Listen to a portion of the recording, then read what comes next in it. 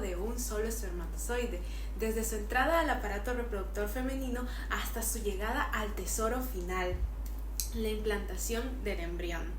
Cada etapa del camino es una isla. Tenemos aquí este pequeño mapa.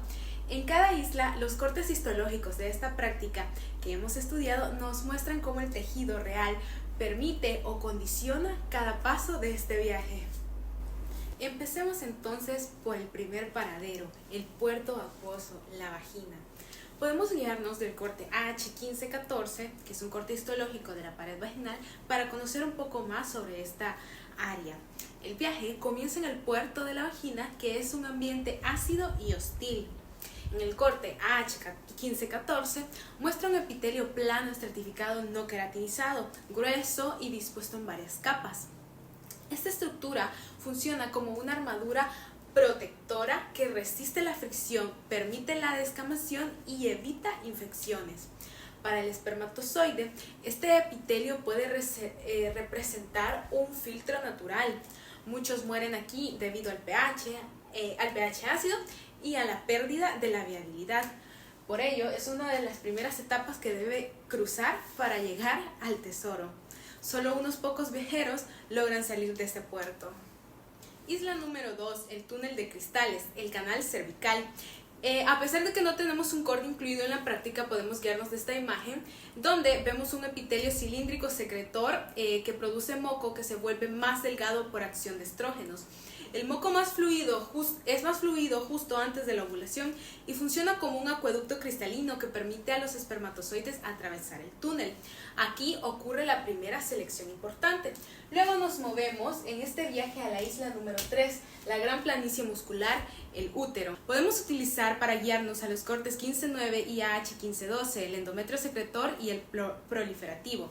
La planicie uterina cambia de paisaje según la fase del ciclo. En el AH15-12 el endometrio en fase proliferativa muestra glándulas rectas y estroma creciendo. Es un terreno en construcción.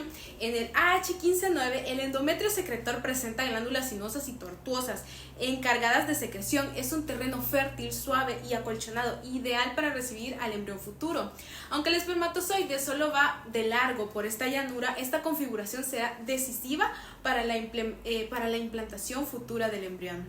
El portal del istmo tubárico, isla 4, el corte usado, el AH5-7, es la ampolla de la trompa a pequeño aumento. Aquí vemos por primera vez la estructura de la trompa. En el AH15-7 aparecen los pliegues altos de la mucosa, que forman pasadizos irregulares. La capa muscular con fibras circulares y longitudinales crea movimientos peristálticos que empujan y direccionan a los espermatozoides como si fueran corrientes marinas. Increíble en esta odisea, ¿no? Este estrecho portal selecciona a los más veloces y resistentes para la travesía. Por ello, nos ubicamos justo aquí, en la isla 4. Pero ahora nuestro destino nos guía hasta un lugar mucho más recóndito, un lugar que generará un cambio irreversible en este maravilloso viaje que está realizando nuestro amigo espermatozoide. La isla número 5, los campos de la capacitación. La muralla de la capacitación. No tenemos un corte específico para este lugar, pero sí que podemos correlacionar. En esta isla ocurre un cambio invisible pero decisivo, la capacitación del espermatozoide. Aquí el espermatozoide pierde proteínas de su membrana, aumenta su motilidad y se vuelve apto para la fecundación. Sin la capacitación, ¿qué ocurre? Gracias al ambiente tubárico que ya vimos en el AH15-7 y el AH15-8. Sin esta, ningún viajero podría continuar el viaje en condiciones óptimas. Este sería el paradero de su muerte o el final de su viaje. Nos movemos ahora entonces a un bioma totalmente distinto. Cambia el ambiente. A la isla número 6, la selva de la corona radiada, el ovocito. La tenemos justo por aquí. Utilizando los cortes AH15-1, 15-2 y 15-3 de folículos primarios y secundarios y de Graf, vamos a hablar de esto. Aunque el espermatozoide no ve esto directamente, estos cortes muestran cómo se formó el ovocito que está a punto de encontrar. En el AH15-1 y el 15-2 se ven los folículos primarios y secundarios con las primeras capas de granulosa. En el AH15-3 el folículo de Graf revela el ovocito rodeado por la corona radiada y la zona pelúcida. Estas células de la corona radiada, que se ven claramente como un bosque denso en el AH15-3, serán la primera barrera física que el espermatozoide deberá abrir para llegar a su amigo o a su gran encuentro, o el gran tesoro de este viaje, el ovocito. Nos movemos ahora entonces a la isla número 7, la muralla cristalina, la zona pelúcida. La tenemos justo por acá. ¿Qué corte podemos correlacionar a este? El AH15-3 de la membrana pelúcida. En el AH15-3, alrededor del ovocito se observa una banda uniforme y acidófila, que esta es la zona pelúcida. Esta muralla cristalina mantiene la integridad del ovocito y permite la especificidad y regula la entrada de un solo espermatozoide. Aquí ocurre la reacción acrosómica activada gracias a la capacitación previa de este mismo. Este viaje tortuoso y casi que milagroso nos lleva ahora a la isla 8, la puerta del círculo interior, el citoplasma del ovocito. Nos podemos ubicar por acá. Muy bien, podemos correlacionar de la parte de la fecundación de la práctica, que nos dice que una vez atravesada la zona pelúcida, el espermatozoide ingresa al citoplasma, donde la cola se desprende y la cabeza se transforma en un pronúcleo masculino. El ovocito completa su meiosis y forma el pronúcleo femenino ahora. Esta entrada es la verdadera puerta al interior. Visitamos ahora entonces la isla número 9, el salón de fusión, la unión de los pronúcleos. Como su nombre lo dice, ahora en este viaje nos movemos hasta un evento funcional del cual no tenemos un corte específico del que hablar, pero sí que tenemos esta pequeña imagen que nos describe esta unión, que es un evento, como dije, funcional, que depende de todas las estructuras que ya hemos mencionado en esta práctica. Cansado viaje, ¿verdad, marinero? Hemos recorrido de todos los lugares habidos y por haber. Nos encontramos ahora entonces justo por acá, el camino de cilios y ondas y transporte a través de la ampolla. Muy bien, hablemos entonces de esta pequeña isla, pero importante. El camino de cilios y ondas recorrido por la ampolla. Vamos a auxiliarnos del corte AH15-8 que nos muestra la mucosa de la trompa a gran aumento. En el AH15-8 se observa claramente células ciliadas. Estos cilios generan un movimiento ondulatorio que impulsa el cigoto hacia el útero. La progesterona regula su actividad y la velocidad. Los pliegues tubáricos más complejos en esta zona guían al cigoto a su viaje final, y es así como nos acercamos a la isla 11, el tesoro final, implantación en el endometrio. Podemos guiarnos del corte AE13, que es un blastocito implantado en el útero, que es en su periodo lacunar.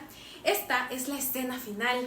En el AE13 se observa el sincitio trofoblasto infiltrando en el endometrio, el citotrofoblasto formando capas definidas, las lagunas trofoblásticas llenas de sangre materna y la cavidad amniótica, disco embrionario bilaminar y el saco vitelino primitivo. El blastocito se adhiere al endometrio secretor, como vimos en el AH15-9, y el sincitio trofoblasto erosiona vasos maternos y establece los primeros intercambios de estos. Aquí el tesoro queda enterrado, una nueva vida va a iniciar su desarrollo.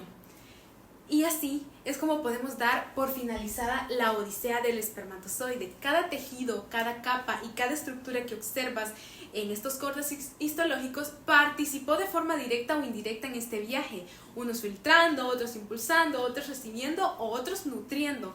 Este mapa describe no solo un viaje biológico, sino la coreografía perfecta del aparato reproductor femenino que hace posible el inicio de la vida, el gran milagro de la vida. Como puedes ver, es un mapa totalmente tortuoso, enredadizo, lleno de trampas y de canales que podrían poner en riesgo este gran milagro. Y es así como llegamos al tesoro final de esta odisea, como mencionamos al inicio. La implantación en el endometrio, una nueva vida va a crecer y nutrirse.